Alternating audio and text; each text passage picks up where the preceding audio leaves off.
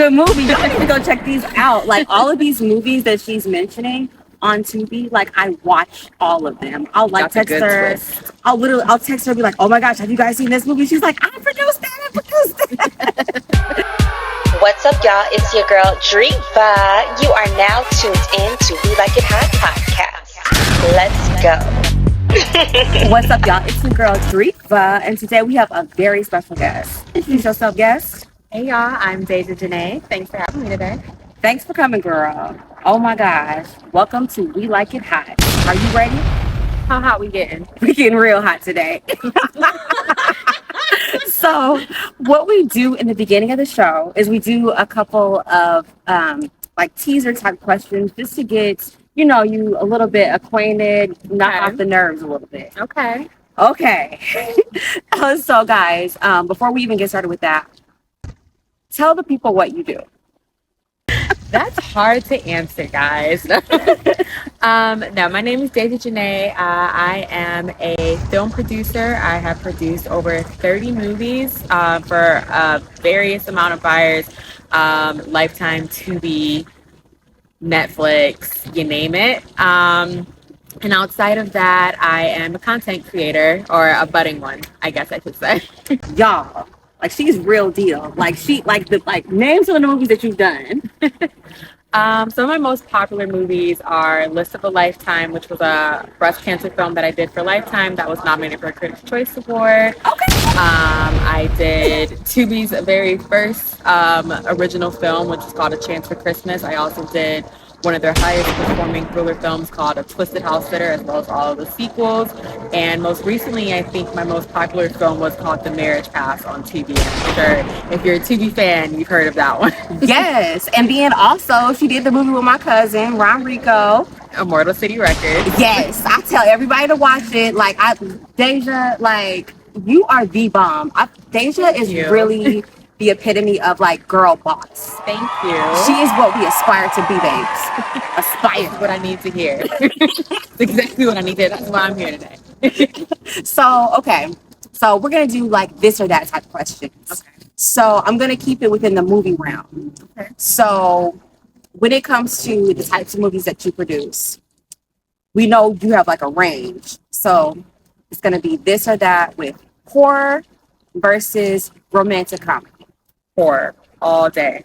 Oh, why you say that? Why? Horror is just more fun. I feel like you just get to create more unique characters in horror. You get to subvert people's expectations with horror. And sometimes you get to tell more of a message with horror. You know, think of like Jordan Peele and how a lot of his films have this like hidden message that you have to decode. I just think horror is a lot more fun. I mean, rom-com is nice every now and then, but nothing beats a horror film. I'm on your team. Like I yes, 100% horror. What about action? Do you like to do? I haven't done a lot of action films. Action films are very expensive, and they don't be giving me a lot of money to play with. Okay. That's just me being honest. That's what it is. Really quick. How hard is it to get a film produced? Because I know like so many people, they want to get their start. But really, like, how hard is it to actually get like a movie on there? I mean, so Tubi's a very unique buyer in the sense that they have both originals and acquisitions. It's a lot easier to get an acquisition on Tubi than an original. I think most of the Tubi films that you see going viral and the clips and everything, a lot of those are acquisitions that a lot of independent filmmakers have gone out and spent their own money to make. And Tubi has, you know, paid them a certain amount of money to have the movie on their platform. And really, it's to give those independent filmmakers some exposure for their movie, right? On the original side, you have to be working through a production company or a studio, like I do. And we have a deal with Tubi, distribution deal with Tubi and production deal with Tubi, where we have allotted a certain amount, or we've agreed with them on a certain amount of films that we're going to make for them within a fiscal year. And yeah, So that's interesting. That's interesting. Like for real. Like I wanted to know that really. I know people watching want to know that, but I really wanted to know that because I wanted to put like a movie on Tubi, low key. So okay, how did you get your start? So growing up, I've always been in love with storytelling. I was always writing stories on my computer and everything. I always would think about like for my favorite books and about how they would work if they were turned into a movie or a TV show. But it wasn't really something that I ever thought of like for a career. Like I had no clue that was like how it really worked working in film or television. And I actually wasn't planning on going to college. I was in a high school training program for a completely different field. I was going to go into early childhood education and be a preschool teacher, and not go to college at all. My guidance counselor had called me into her office one day. It was kind of like, you have really good grades. Are you sure you don't want to consider going to college? And I was like, I just don't really know what I would do. No one in my family had gone away to university, so it's not like I had that example set for me. And so she kind of just asked me about my interests, and I was like, well, I like to write. And she's like, oh, like books? And I'm like, no, more like, movies. And she told me about screenwriting, which, again, I had no clue something like this existed. It wasn't something that I had, people in my family that did. I'm from a suburb of Cleveland, so it's not like I knew people that were working in film or like there were movies being made or near me. Like, it's just not something that was like ever in my spectrum of thinking. And she told me that there was a school in Ohio that had a really good screenwriting program, and I applied to it. It was the only college that I applied to, and I got accepted. Had I not gotten accepted, I don't know if I would have went to college, but I got accepted, and I studied screenwriting and producing with a minor in African American Studies, focusing on Black representation in media. And yeah, after college, I moved to Los Angeles, and I had an internship with the company that I most recently worked for. I interned with them and then went on to work with them for 7 years. Literally, wow! Like you are the bomb for real. Like this whole episode, I'm just literally about to be in awe. Like this whole episode, because like I didn't know the story. Yeah. Didn't know the background. It took a lot, I think, for me to make a lot of those steps too, because as someone who had never explored outside of my hometown, the thought of even moving 4 hours away to go to college away from my mom was like scary as hell. Mm-hmm. And then after graduating, deciding to move over 2,000 miles away to a different city that I had never even visited beforehand was also really insane, and I didn't know anyone who lived there either. Interesting. Interesting. Well, I mean, California, that's where everybody goes to get discovered. That's where everybody goes to be a star. And you were on your way. Okay, question. Do you ever want to go back? Because obviously we're in Phoenix right now. Do you ever want to go back to California? Absolutely not. No? Why? I would go for a visit, but I would never live again in California. I was not happy living in LA specifically. I was not happy living in Los Angeles. It was a very lonely place. Like I said, I didn't know anyone prior to moving there. Yeah, I made friends and contacts and everything while being there. I lived there for 4.5 years. But it's just a very lonely place to be. It's hard to make genuine friendships out there. A lot of people only want to be friends with you because of what they... Clout. Yeah, because of clout. Because of what they think that you can do for them.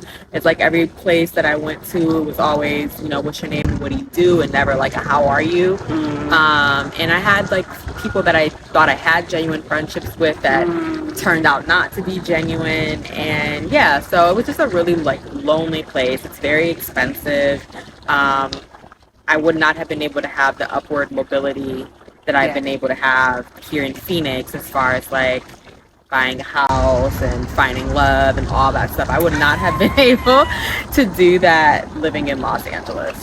Oh my gosh, let's get into the love, because didn't you came here for... I did. Oh my god. I did. So how did y'all meet? We actually went to college together. Okay. Yeah. So this is college sweethearts right here. No. We were not romantic at all in college. We did not date. We were cool in college. It's funny. He's actually freshman year. He's the very first person that I got into an argument with on campus. Why?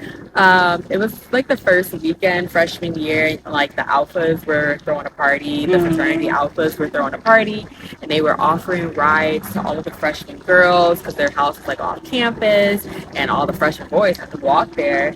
And his friends were basically, they were salty that we were like hyped to get in the car with like the alphas, the juniors and the seniors were like, oh, you know, we're getting rides, and they were salty that we were hype, and they started, you know, running their mouth, and I told them that they were jealous.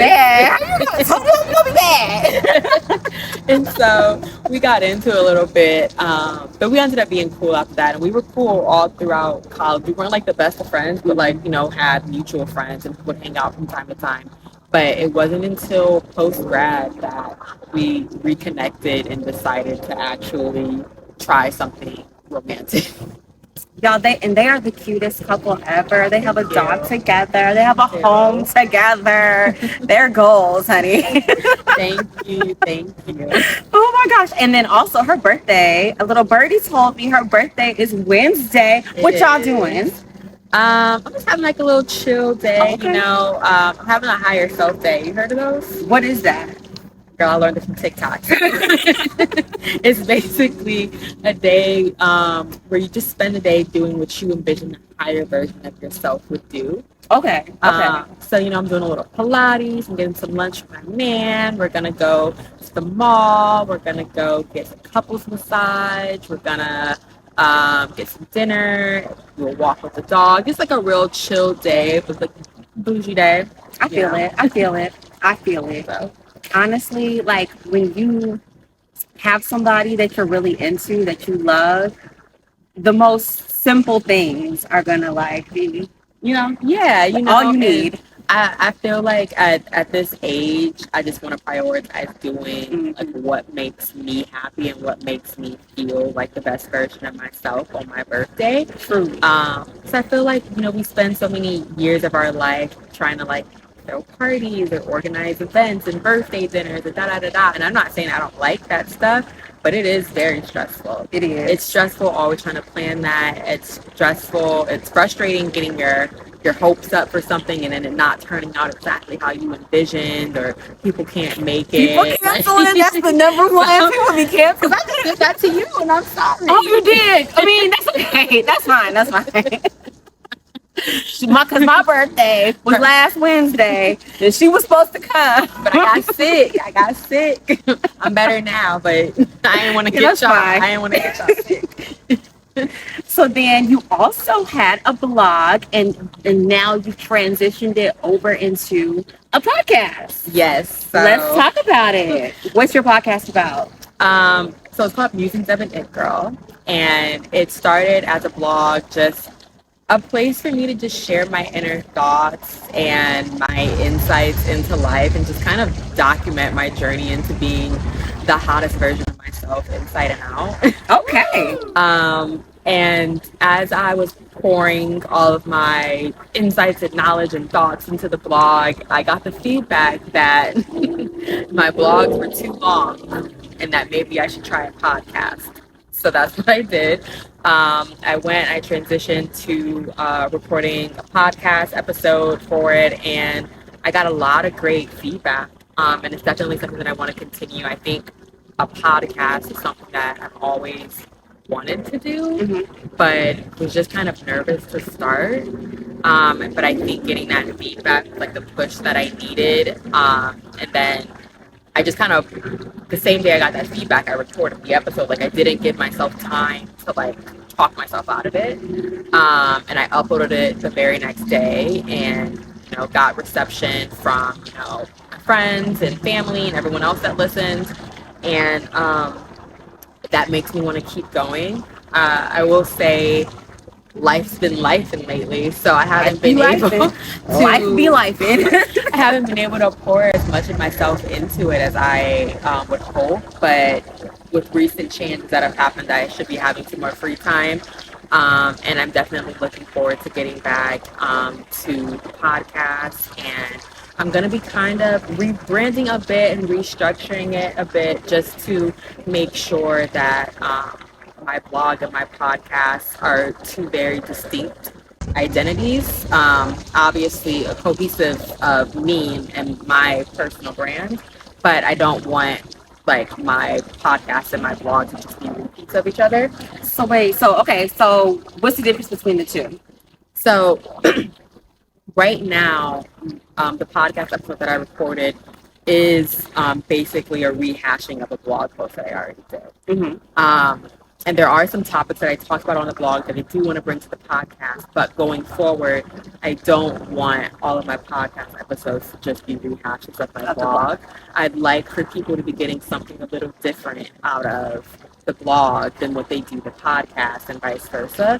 So I'm going to be taking some time to kind of restructure how I want that blog to be and how I want the podcast to be and map out my content and get back to creating. Okay. You speak so eloquently. I love this. Like, I'm taking notes, and I am going to be more, poised. I'm surprised that I'm actually speaking well because I'm usually a master. So, and if you did, I would cut them out. Thank you. Don't worry about it. You're a real one. So let's see. Oh, also, okay. So when you work on your movies, okay, I kind of want to know, who's the most famous person you've worked with? The most famous person I've worked with, I guess it's subjective. For me, definitely Vivica. How was she? She's amazing. Really? Listen, she is true Leo energy, and she lets it be known. She's definitely like a queen, a boss, a diva, in all the best ways possible. She's super nice. Like, you would think that, like, you could see someone like her if you didn't know her, kind of like maybe not being the nicest person, but like, we would just be sitting having like lunch or drinks or something at the bar, and people would just come up and be like, oh my gosh, Vivica, and she always stopped. I never saw her turn anyone away the entire time that we were working together. She always stopped, she always said hi, she always took pictures, she talked to you like you were like her old friend. She had like the chefs coming out of the restaurant to say hi to her. Like, it was just, she's so nice and she's so pleasant. She imparts a lot of wisdom. She loves to help. I feel like there's a lot of people who might be as famous as her who would be like, I don't have time, like, don't bother me. But, I just saw her just be such a genuine person every time I was around her. Love that. Shout out Miss Vivica 5. I'm tagging her straight up. So, like, let's see. What are some, what's the craziest thing that you had to do to get a production just finished? You know how like things kind of don't always go as planned with these schedules. What's the craziest thing that you've had to do to just push through and get something finished? Oh my God, I have so many examples and none at the same time. Because I'm like, I don't know what would even be like entertaining to talk about on the podcast. Or what's just the craziest thing that's happened on set? The first situation that's coming to mind, I don't know if it's the craziest, but the first that's coming to mind is, so we have on set, there's a role called first AD, first assistant director, and that is typically the person that is in charge of the flow on set, making sure that we're on schedule, planning the schedule for the shoot of the day, making sure that we're aligned with the director's vision, and just basically like keeping everything going. The first AD is in charge of all of that, right? That's a very broad way of explaining it. And I just remember working with the first AD that would like change the schedule every day on the same day, and just like disrupt the entire flow of the set. It was causing fights within the crew. And yeah, it was a really messy situation. And every time we would sit down, we'd be like, okay, let's figure out what the schedule is, and then let's not change it. It's like a few hours later, it would change again, and we could not fathom why. There was no rhyme or reason for it. And also just reports of that AD having like bad attitude to people on set, getting into arguments with people on set. We ended up having to let them go. So that's one. I mean, really, I feel like most of the issues that you deal with on set, it's people's attitudes or work ethics, right? I've had to fire costume designers before, like because they just had bad attitudes or they couldn't do, the job the way that we needed them to. So there's always a fire or something that you're fixing on set or on any production. I've had movies where people have gotten COVID the day that they were supposed to show up, and we had to, completely change the schedule and recast and do a bunch of things. So there's always something. That I've never had any movie that went without a hitch. Have you ever wanted to be in front of the camera instead of? Yes and no. I don't have a desire really to be an actress, but I have always wanted to kind of like pop up like in the background of my films, or like have like a small line or something. And I remember, so the reason why that's hard is because the majority of the films that I have made here in the United States are union films with union actors, and thus any actor that has a speaking part also They needs have to to be be part of the union. Yeah. You can't have a non-union actor in a union film, and I'm not a part of the union, so I haven't been able to kind of like sneak my way into any speaking parts. And I remember I was shooting a movie in the United Kingdom, in the UK, and I was finally gonna get my opportunity to have like a little part. We wrote it into the script. My name was Destiny. I was gonna come in at the end of the film and like talk to them at this restaurant, talk to the characters at the restaurant, and we ended up having like a whole schedule mishap and ended up needing to push that scene to the next day. But the issue was that I had to travel and leave the next day, so they ended up having to recast someone to be Destiny in my place, so I didn't get to do it. That's crazy. Y'all wrote y'all wrote the it in part for me, and I didn't even get to do it. I've been disappointed. Okay, so tell me about. Let's see, who's somebody that you really want to work with? There are a few. I would really love to work with Issa Rae. I think Issa Rae is fantastic. I love what she has done for the culture and for Black women, and just giving us a diverse array of representation in the characters that she's created, and giving us stories that we can all relate to. So she's definitely someone that I would absolutely love to work with.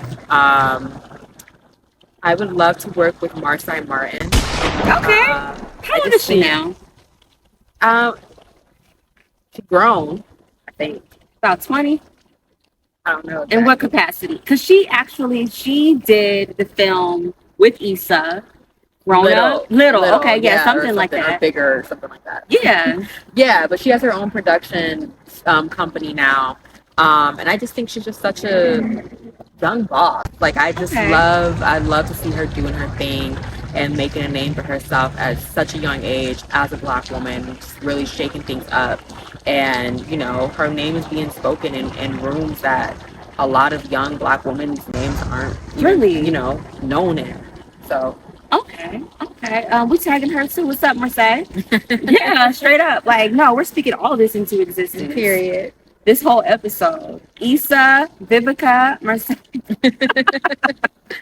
And then, let's see.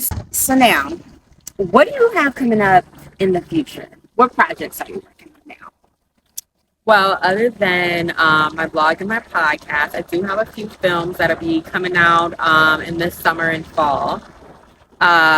A few thrillers, they'll be on Tubi. One is called If I Go Missing. I have another one called Ex Door Neighbor. Another one called Rhythm and Blood.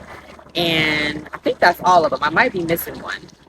Yeah, we were making like 50 movies at a time, so I might be missing one. But definitely those three will be out sometime. What Happens in Miami. What's that about? It's like a girls trip type movie. It is. That one I'm really excited about because that's one of the ones that was an original pitch for me. And I worked on it in collaboration with a writer who used to be one of my interns. And I gave her her first, this wasn't her first that she did for me, but I gave her her first script while she was in her senior year of college. And since then, she's kind of been writing a few different things with me. So like, wait, what does that mean when you say you gave her her first script? So when we have projects that are in need of a writer, we reach out to different writers that are in our network. So we'll have like a pitch or whatever. Like we have like the general story and like the characters. We might even have like an entire like 2 to 5 page treatment of what the story is, but we need someone to actually take it to outline and then to script. So we'll reach out to writers that are in our network that we feel like are a good fit for it. So I had actually reached out to her because we had a college thriller that we needed a writer on, and since she was in college and I knew she was a strong writer because she had interned for me, I reached out to her, and that was the first film that we worked on. That one was called Rush for Your Life. And I think I saw that. Is that the one that I was talking about?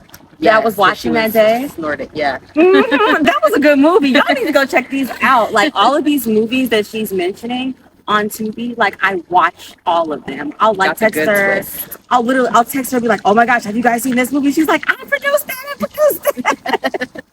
So yes, like y'all need to check these out. What Happens in Miami? It's a movie about 4 best friends that go on spring break to Miami and only 3 return. And it's a mystery of what happened to the 4th friend. You gotta stay tuned to see what happens. So now let's transition. Let's do a little segment. Okay. So have you been watching the news? Have you seen? Okay, no. Wait. First, we're gonna get into Drake and Kendrick beef. Who won? Kendrick, hands down. They not like us. Kendrick Lamar. So like, okay. Are you a Drake fan at all? I am a fan of Drake's music. I'm not that big of a fan of Drake as a person. Really? Have you met him before? I haven't met him, but I have seen him before, like at parties. How was he? Like, how is he in person? When I saw him, he was really chill. He had like 30 security guards around him, and they all like moved in like unison to get him to the bathroom and back in one piece. Okay. But he was not like turning up. He was kind of sitting like in the section, just like looking around. And mind you, it wasn't like a club where it's like a bunch of like randos around. It was like a private private event. It was for an NBA player's birthday party, and it was just, he didn't talk to anybody. He was just there. Okay, NBA player birthday party invite. Back to my LA days. So, okay. How do you feel about these, like, okay, because Kendrick really went in on him. He, honestly, when he dropped that whole pedophile bomb, I feel like that's what, like, how do you come back from that?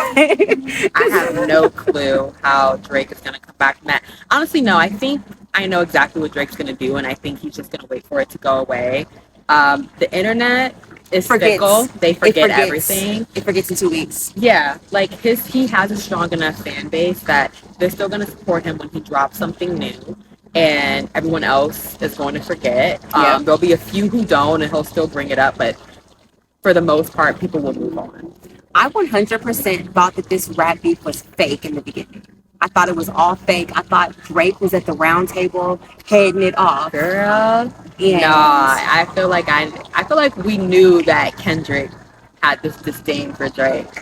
But where does this come from? Like this. Where does this come from though? Like, has Kendrick ever said why he does not like Drake? Did Drake do something to him? He said, "I hate the way you walk, the way that you talk, and I hate the way that you dress." What is, like, I don't get, like. No, I think it's just been like a long-standing thing, and obviously there's a lot of things that happen behind the scenes that we don't know. We'll never know. But I mean, we know Kendrick when he dropped Control years ago. It's like a decade ago, whatever. Like he dissed everybody. Obviously him and Drake did Poetic Justice together, but they ain't really worked together since that I can think of, at least. I might be missing. Why Kendrick out here so mad? You rich, you got money. I mean, I think honestly, if I can gather from the songs that Kendrick is making, I think he has an issue with Drake's pivot to like this gangsta You feel like Drake acts personality. gangsta? Oh yeah, Drake is always. What did Meg say? Because Meg just some first time forget. Posting in another nigga's hood like a bad bitch. Sorry, can I cuss on here? Yeah, girl. Wait, where was he posted up at? Well, she was just throwing disses at him because Drake is always he's like a culture vulture. He's always claiming something that he ain't really lived. First he was in his African era, then he was in his Caribbean era, then he was doing the whole British thing, and now he acting like he's from Atlanta. Really? See, I don't be paying it like Even I him love claiming like Houston. Like you didn't grow up in Houston. Your dad is from there. No, he's from Memphis, I think. That makes it worse. I think Drake I don't grew up know. in an affluent Jewish neighborhood in Canada. Mm. There's no reason for him to be claiming all of these other cities. I was listening to something and they were saying, okay, Drake has all this money, right? And he's like, I guess back in the day, he wasn't like the type of guy to get. And after he got this money, he got all this popularity, got all this fame. Now he is that guy to get things. And I forgot what I was listening to, but they were like, people are mad because now he has access that because like, you know how like back in the day, certain dudes didn't need money to get girls, like, you know? Mm-hmm. And now they feel like this corny nigga has money and he has the same access that they have without the money. And that's why people be hating on him. I don't think that's why people are hating on him at all. I think people are hating on him because he's the hottest in the game, despite the fact that that he's acting. Like Drake is an actor. Drake, this is not the real Drake. Like we met Aubrey Graham on Degrassi. I watched Degrassi. I did too, girl. Jimmy, like, I love me some Jimmy in a wheelchair. Yes, okay. I cried when he got shot. Okay. So it's like we know the real you. And Ashley. Like I remember. I used to watch. I remember. Like, you know, this is all an act for him. Like it is, and it's just people calling it out. And I think other rappers are upset to see the success that he's had despite him not really living that life. He's around people who are really live that life, you know, who are really about that, you know, but it's like him himself, that's not him. But he gets to parade around and act like that. And at the same time, he can turn it on and off because he can very easily go into a room with a bunch of white, Jewish, powerful men, and they're going to welcome him with open arms because he's one of them. What Kendrick say? They not like us. They not like us. I didn't even hear like all the different disses. I just be seeing references online. Okay. You know, I'm going to get into it. Diddy and Cassie. Did you watch Sloan Bella? Do you know who Sloan? We was talking about that in the group. I watched it. Did you watch it? I watched the clip. I didn't watch the whole video, but okay. I watched the clips. Y'all, so for people who don't know, Sloan Bella is like a medium, and she supposedly channeled Kim Porter. Y'all, I was watching this back on November 26th. What is that? Thanksgiving? I watched all of these Sloan Bella videos on November 26th. She predicted the exact down to the days of when all of this stuff with Cassie was going to come out. She was saying that Kim was telling her what was going on behind the scenes and when it was going to come out and how big this stuff was going to be. I watched this back in like November, and she had made the video before then. Yeah. She made the video way before that. And to see all of this folding out is kind of mind blowing. It's crazy. First of all, it's crazy that it actually happens. It's crazy that people are able to like tap in and know stuff like that. Like that is insane to me. But she had predicted something else. I can't remember what it was, but she predicted something before that. And that's what made people start to believe her and pay attention to her videos. I cannot remember what the first thing it was that she predicted, but I remember hearing about her a couple years ago, maybe like 2 years ago with something. But yeah, something that Kim told her, I think. Crazy. I don't remember what it was. You see, she said something about Jay-Z. She said something about Jay-Z too. Now listen, I could be proven wrong in a few months, but I would like to think that whatever's going to come out about Jay-Z, if anything does, it's not going to be on the level Of of Diddy. that. Like, I mean, I don't know. I would just like to think that Beyonce wouldn't surround herself with that. She Yeah. cared way too much about her career and her perception of the way people perceive her. I feel like I heard in like 2037, by the time 2037 rolls around, they're going to be out the country. After all the shit hits the fan, they're going to be out the. That's what Sloan said, and I'm going to put a clip in here. I'm gonna put a clip in here. But yeah, like, okay, I saw the video, and it was so triggering because I saw the video of everything that happened with Cassie. I never doubted that she was lying. I knew it was real. Never doubted her. Because people, what's her name? Jaguar, right? Been saying it, been out and stuff. I will say I think she's insane. You think so? Jaguar, right? Yeah, I don't really. The perception that I get from her is that she's one of those people who knows this much of the truth and then goes and tells this much of a story that and most of it's false. That's just the perception that I personally get from her, because I don't be seeing her around all these people for her to be knowing all of the stuff she claims to know. Where did she used to work at? She worked at Def Jam, right? I think very briefly is what I heard. Like, I just don't think that she's as tapped in with someone. And I could be wrong, but I do follow some, like, credible sources in the hip-hop industry who have said that she's insane and I do wrong stuff. Oh, okay. Well, shoot. X that out. but I have always believed Cassie, like, from the moment that she came out and said, I mean, and we've heard rumors about Diddy prior to Cassie saying anything. Lots. But, I do think it's sad that it took this video being leaked or released for so many people to take her seriously. You know, I feel like believe women the first time, but do you feel like there's any coming back for Diddy, or is he just like? No, absolutely not.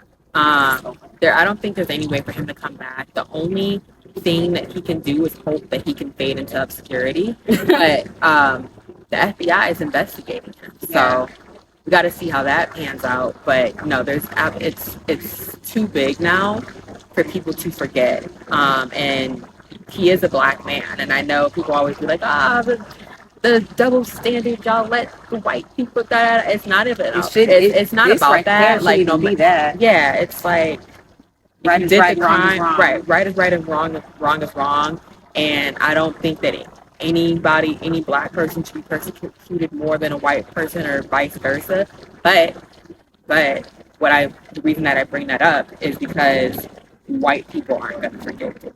They should. Black people might. We might. Not me. But some of these niggas might forgive Diddy. But black women ain't forgiving Diddy. Because it was and too white people forgiving Diddy. So a lot of people who watched that video, it was triggering, and they saw, like, if you're someone who's seen domestic violence before, a lot of people were brought back to that spot, that space, and associating him with that image. Now that you have that image, no wonder. And I think the most terrifying thing of it all is that this happened years ago. And the hotel, she's been trying to get away. The hotel had that footage, and they were paid off. Were paid off to hold on to it and give it to him and whatever. And it's like, I can only imagine how much other hotel footage is out there. That elevator footage ain't never. We never got sound from that. That elevator footage. I do want to know what the hell happened on that elevator. That elevator, and then I need to know. And then that did you ever see the Sweetie and Quavo elevator footage? Yeah, that was crazy. Yeah, there's so much out there that is being held on to, that people are being paid off to have, and it's scary to think. Like, honestly, personally, I think we know too much about a lot of these celebrities. And we're going to keep on knowing more because they keep on putting us in their business. They keep on putting us in their business. Like Will and Jada. Love Will Smith. Like that's my favorite actor. But we know way too much about him We and do Jada. know way too much. I don't about wanna them, know and all I this. try to keep my opinions to myself on that because I do know their niece. Oh, And okay. I'm like, I don't want to. But we know way too much. Yeah, we know. And I way do want to too work much. with Will Smith. I want to work with Will Smith and Michael Bay. I'm tagging both of them. Ooh, okay. Straight up. No, yeah, like I say one person that I've been, or two people, I guess, a couple that I've been annoyed with lately is Hallie and DDG. Oh my God. I saw DDG at a club once here in Arizona before Really? they shut down. It was in COVID. Before it was one of them clubs in Scottsdale. How tall is he? I have no He's clue. kind of small. I have no clue, but I just want them to know that if they don't want anyone to see their baby, they cannot post a baby. Yeah. Oh, they do the whole. Don't you hate when people put stuff out there like look, but don't look? It's like Yes. look, but don't look. It's very attention seeking. And I think everyone just needs to take a page out of Beyonce's book of privacy and just shut the F up. Yeah.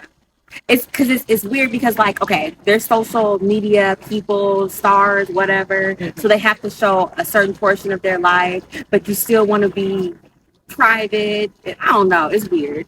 I mean, It's weird. What's the balance? What's the balance? the balance is letting your PR control your social media and stop trying to control it yourself. When you are a certain level of celebrity, I don't think that you should be able to control your own social media. Do you think that? Oh, well, yeah, Hallie is. She did a whole Disney movie. I was gonna say, do you think that she's at the level? But yeah, Oh she yeah, is. yeah. She She's is. a Disney princess, Yeah. you know. And I don't mean like they shouldn't be able to control it, like a conservative type shit, like Britney Spears was in. But I just mean like there should be care in how you present yourself, and like your Instagram is a part of your public persona, Yeah. and someone should be managing that because I feel like a lot of these celebrities they get on there and they say and do anything, and then they get canceled.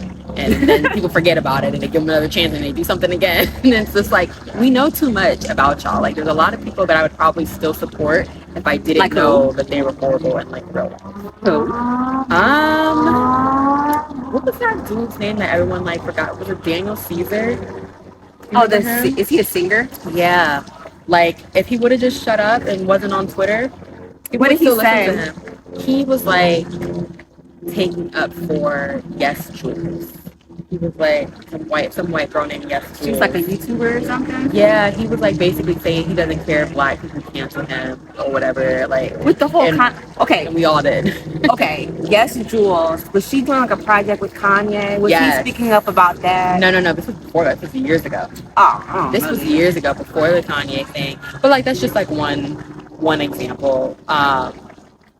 People I'm are sure I like, can think of a lot. you know what they say? They say that you're only a hero long enough.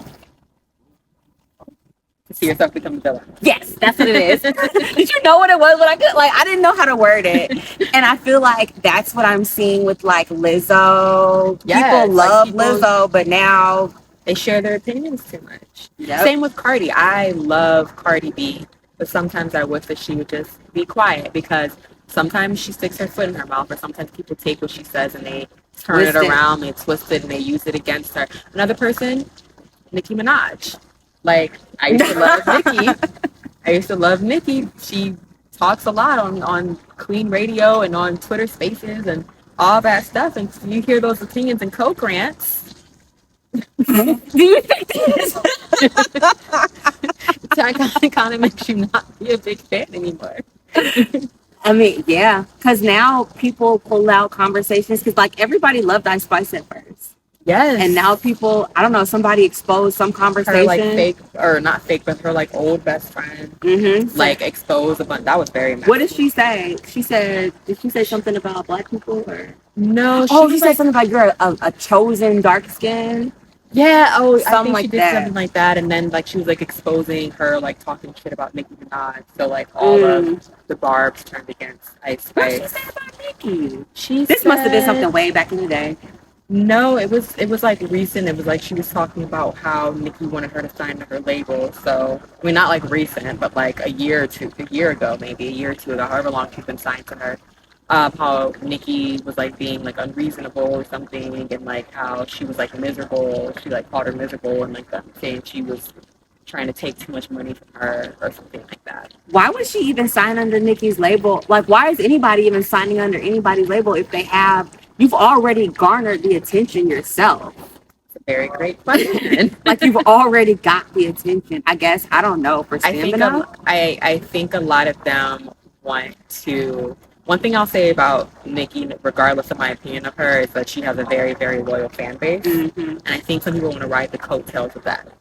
But now for Ice Spice, I don't 100% understand the reasoning, but for some of the other people that are under Nikki's label or that have collaborated with Nikki recently, like the JTs of the world, I genuinely think it's that they're trying to ride the coattails of Nikki's fan base to help them skyrocket. Like JT's recent single was like doing numbers all over TikTok. She had people tweeting about it all the time, and they were mainly barbs. And the moment that anybody got any type of inkling that JT and Nicki Minaj are beefing, all the barbs turned against her. are they? That's what I saw recently. Interesting. I don't like keep 100% up with it, but I see things on my timeline. Interesting. But yeah, girl, I am so happy you came on the show. You literally like educated us so much on the film industry and how to get into it. Like, I know that some people are going to see this and be inspired and reach out to you. So think about reaching out. Let the people know where they can find you, all your social media handles, all that. You guys can find me on Instagram at Daijah Janae. That's DAIJAHJANAE. You can find my podcast, Musings of an It Girl, on Spotify and Apple Music. And you can find my blog at musingsofanitgirl.substack.com. And you can find me on IMDb at Daijah Janae. Okay, IMDb. I see you. She real professional. But yeah, keep on supporting and following We Like It Hot Podcast on all streaming platforms and on YouTube. Holla at a player. Very hot. We out. Hot Squad out.